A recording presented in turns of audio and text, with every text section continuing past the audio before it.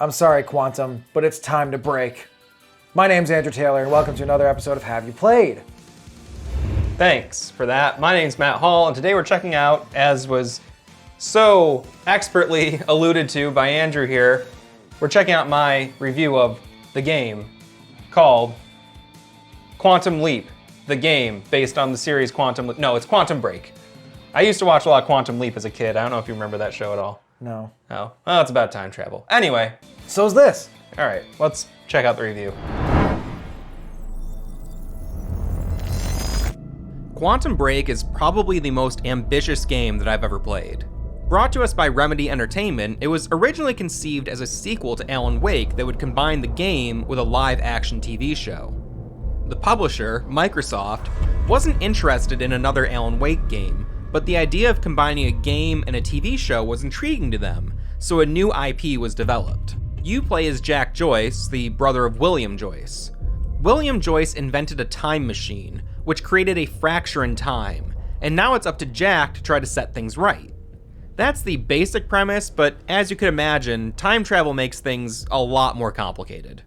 The game is presented in 5 acts, and between each act is an approximately 25-minute long live-action episode of a show called Quantum Break. The choices you make throughout the game directly influence what happens in the show, to the point that around 40 different variations were shot for the show to coincide with different in-game choices.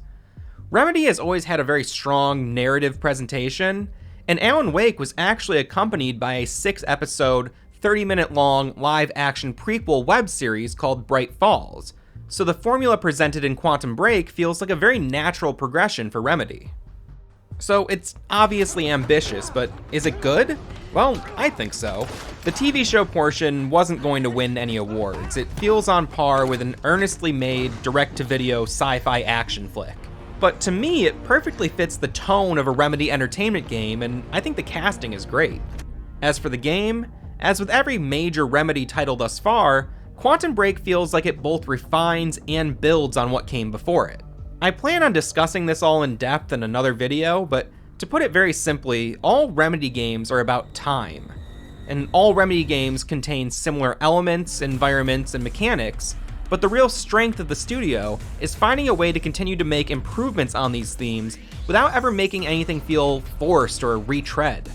Every game they make references the games that came before it, but never in a way that's overbearing or takes away from the current game that you're playing.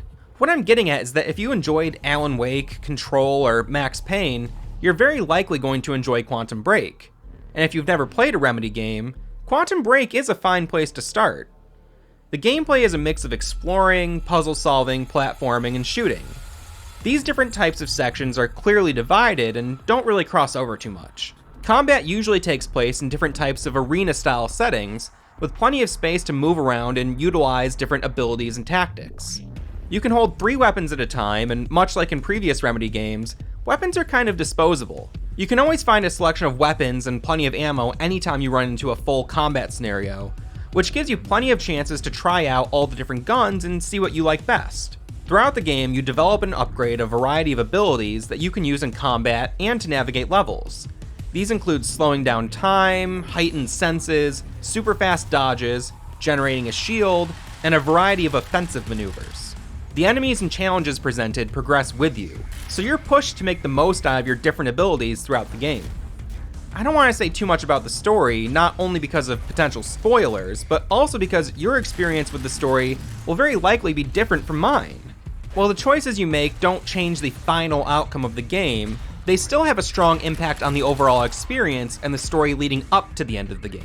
All in all, I think Quantum Break is an awesome game that carries on a strong tradition of awesome games from Remedy Entertainment. I can see it not landing with everyone. The story gets very complicated, and some people might not be interested in watching half-hour-long cutscenes between gameplay. But if you love fun video games and good storytelling, you should definitely give this one a try. Should we go back in time and fix how that was a little weird? Should we fix that?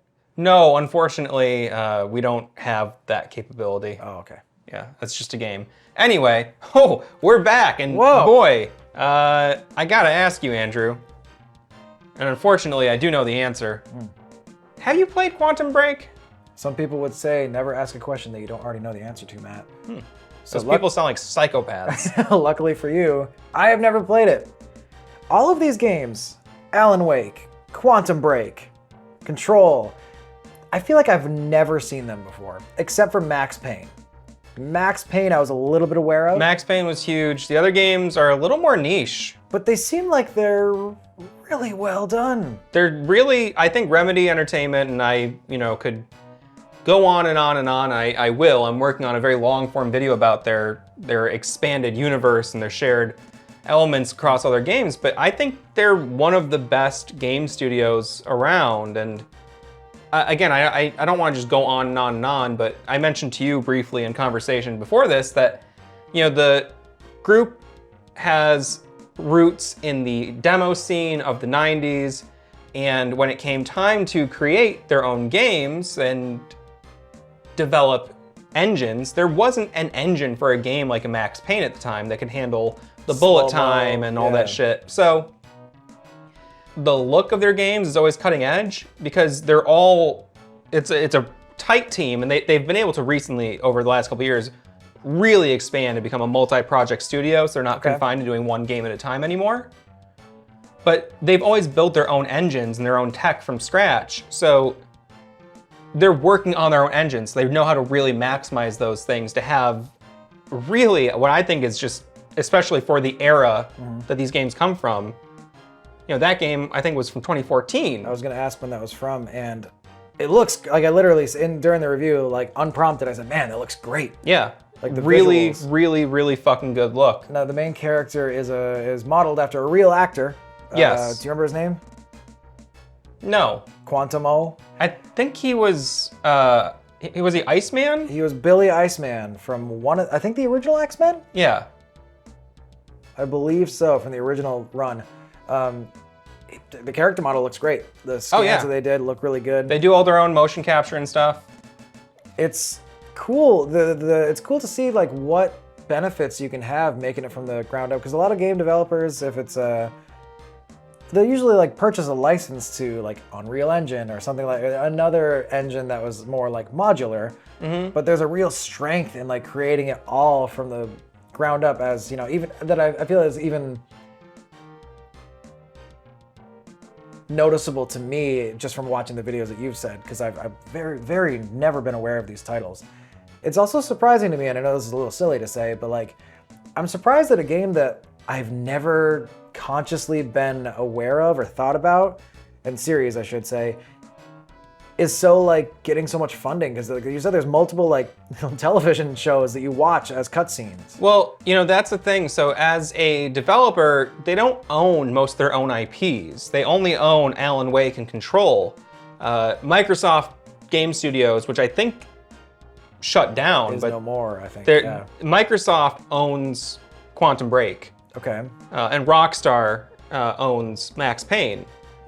So the idea, even since Max Payne, I think they sold Max Payne right after the first game. So Max Payne 2 was announced alongside the announcement of Take-Two Interactive and Rockstar acquiring the rights to Max Payne as an IP. And the idea is get a really good game dev studio to create a strong IP, and then the studio, then the publisher can hopefully, build off that success. And Max Payne 3 was developed by Rockstar. They didn't, Remedy had already moved on from the series. And so I think there's a little bit of precedence for them to kind of like be making a good product and then kind of giving it away to the publisher, and the publisher sees that as something that they're going to be able to see a larger return on that investment, hopefully, and have it be an IP that they can build. And so like you can see they've worked most recently. Control is published by 505 Games, which is the same company that does Payday. Oh, which you don't think of that as like a huge AAA title. No. It's it's like an online heist game. I think Payday 2 had some YouTuber DLC. Yes, there H3's in there. Ethan and Hila, that's the only reason I'm aware of that game. But they're not seen as like a AAA studio. No. But because of them using their own engine and doing everything from scratch and being so efficient, I think they're able to get by on a smaller budget. it seems like they're able to do a lot with what they're given, like large names. Like, I don't know, man. What other game has a TV show in it? Right, and even the TV show, it feels like it's not the budget amazing. went to the actors Okay, first. more so than. But it was fun and compelling and very interesting. Like the closest analogy I can make is like Metal Gear Solid 4, of having, that's the game that had, sometimes like a 45 or like 60-minute cutscene sometimes. Really? Wow. With some notable another voice series. actors and everything. Another series I've never touched. Maybe that Well, makes me a fake gamer. But Good shit. I have played as Snake in Super Smash Brothers. Oh, so then you understand. I think that does count. Yeah. I don't know what to ask about this game. It seems so large. I think it's difficult to speak about the games individually more so than without the context of the franchise. Yeah, well, the thing is, Continuity, sort of. well, and the continuity is really only suggested because, again, they don't own all their own IPs, so there True. can't be much official continuity. But like- I think the idea is that, the game itself is very simple. You have missions or areas of missions where you're just navigating on foot and walking through and learning about the environment or passing through areas.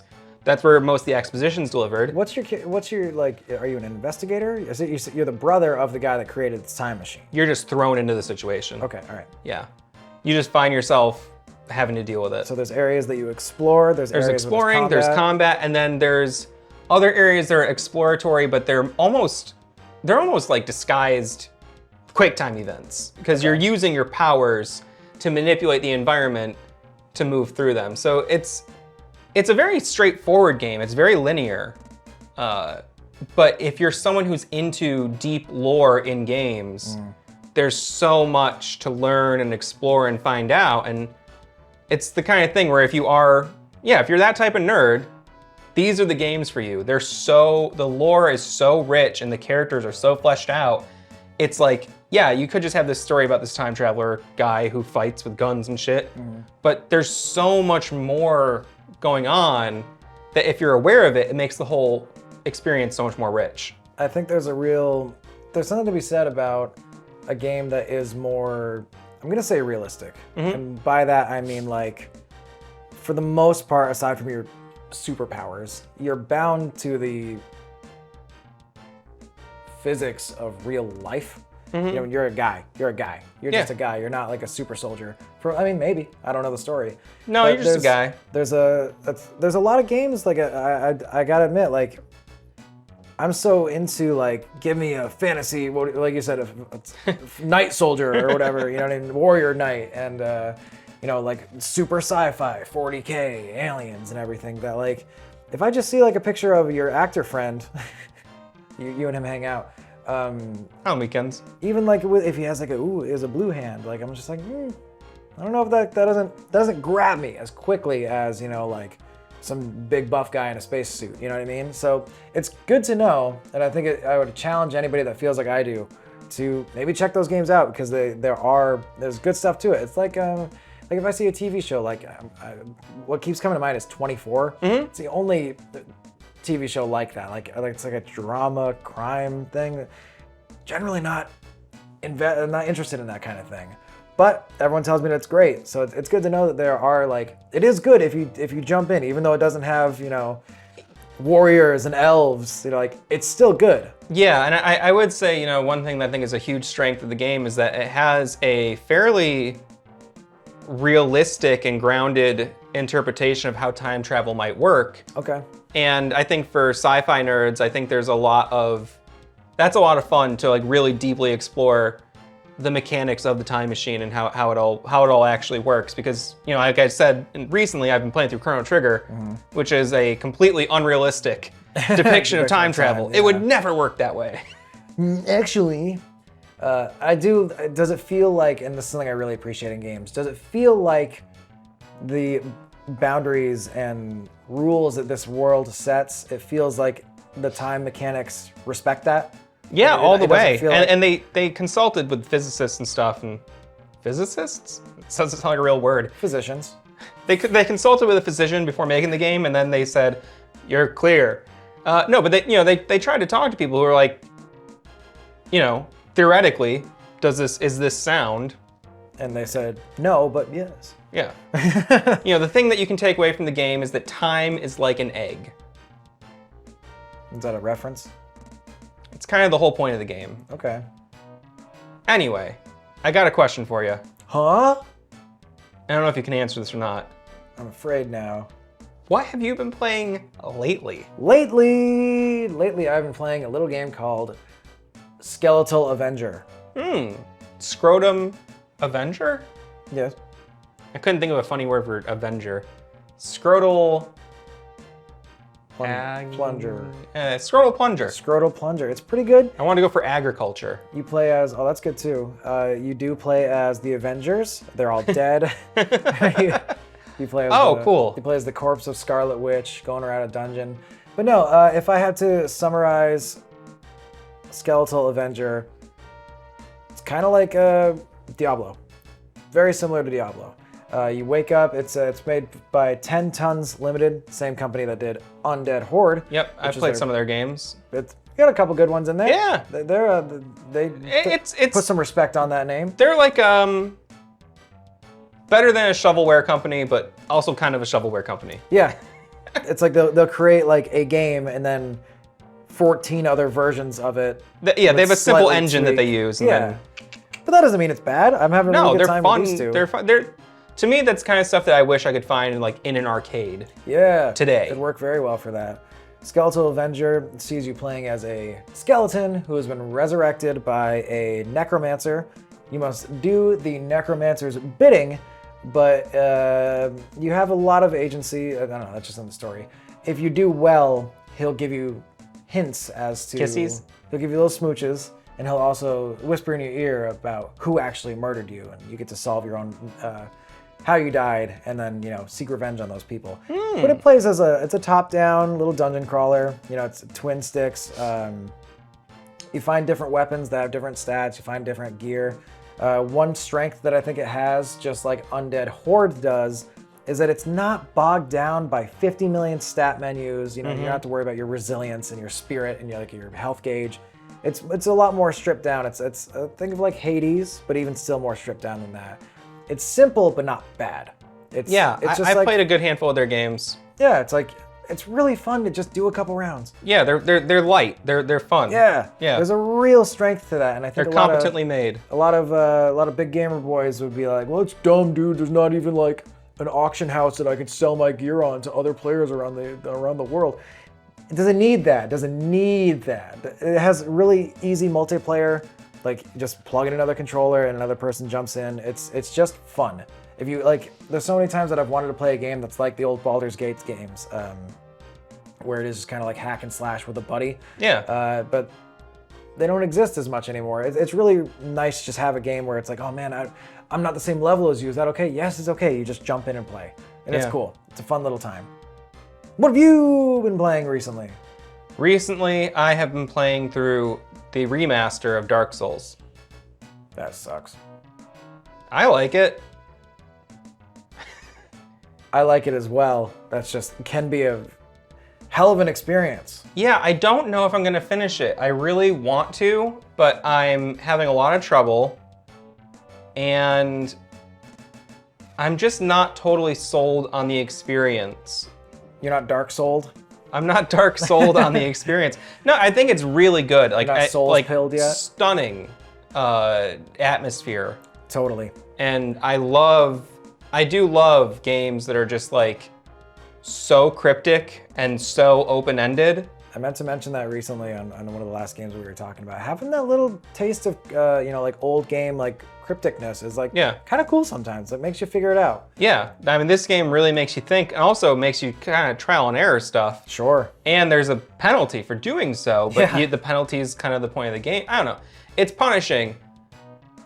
I think it's the kind of thing where I will play it for a couple weeks, put it down, come back to it. It's not the kind of game where I can like let myself become fully enveloped by it because it is kind of like pushing a boulder up a hill. It really is. And that's nice sometimes. I like grinding in games. But a lot of times the boulder just squishes you and you gotta start from the beginning again. Yeah, but I mean, I as frustrated as I have been with the game, I've been making incremental progress every time. Getting a little stronger, getting better armor, finding new routes, finding out little things. It's just like, even just getting better at the parry system and everything. Like, Dude, I've gotten pretty tight now. When you land a successful parry and you just like one-shot an enemy, you're like, yes! Like it's like you feel like a champion. The big thing for me recently was being able to do that with an enemy that the first time I encountered him, I was able to parry him, but like I just like took like a quarter of his health bar off. This time I parried him, Toasted him. toasted him one hit. I was like, yes, I am getting stronger.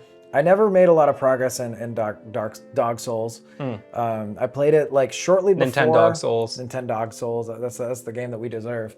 I made a little bit of progress in it. I started playing it when it like first started. Like there was whispers, you know, like a Dark Souls, Dark Souls. You know, like the second one hadn't come out just yet. And I was like, wow, this is incredibly hard. Like I just couldn't make any progress on it. But a very similar game that we've talked about a couple times that I did play that I made some progress in was, what the fuck is it called? Code Vein. Code Vein is like more anime Dark Souls. It's very similar gameplay. But yeah, I made a lot more progress in that game. I did eventually put it down. I got to get back into it. But it's a similar idea. Yeah. You really put in that time, you learn the skills, you get better, and it's triumphant when you do. Well, that's what we've been playing lately, but I'd like to know, viewer, what have you been playing lately? Please, leave a comment, let us know what you're into, let us know if you played any of the games that we talked about today, or if you have a game that you'd like us to check out for a future video. And while you're at it, please, throw us a little thumbs up, and then hit the subscribe button, and then hit the notification bell, because we got videos coming out twice a week, if not more. Sometimes I just make a video on a whim and I go, hey, it's on the channel now, Andrew. Yeah. Deal with it. I say, what? And if that weren't enough, once a week you can catch us live with Jordan Hill on twitch.tv. Yeah. We got a link down in the description of this video. And we also have a really nice Instagram page that posts funny memes. Really funny memes. We'll stop posting the memes once we get big enough to not have to post the memes, but maybe we'll keep it up. Until then, check out our sweet memes. Check out Instagram, check out that Twitch stream, and Check out our sweet meat. check out our sweet meat. See you later, gamers. I'm gonna do one of these cool outro things. That never works. Okay. Cut to black. That's better. I gotta pee so bad.